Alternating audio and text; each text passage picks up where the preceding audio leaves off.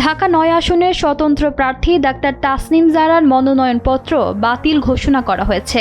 আজ শনিবার বেলা 11:30টার দিকে ঢাকা জেলা রিটার্নিং কর্মকর্তা তার মনোনয়ন বাতিল ঘোষণা করেন। তবে সূত্র বলছে, নির্বাচন কমিশনে আপিলের সুযোগ রয়েছে তাসনিম জারার। তিনি আপিল করবে বলেও জানিয়েছেন।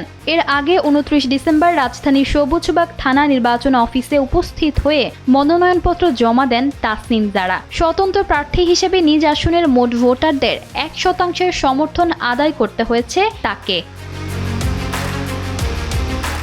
হলফনামার তথ্য অনুযায়ী ডাক্তার তাসনিম জারা পেশায় একজন চিকিৎসক। চাকরি থেকে তার বার্ষিক আয় 7,13,000 টাকা। এছাড়া দেশের বাইরে তার আয় রয়েছে 3,200 ব্রিটিশ পাউন্ড। এমনকি তার বিরুদ্ধে কোনো মামলা, ঋণ দায় কিংবা সরকারি পাওনাও নেই। তবে জানা গেছে, ভোটার তথ্যে গরমিল থাকায় তাসনিম জারার মনোনয়ন বাতিল করা হয়েছে।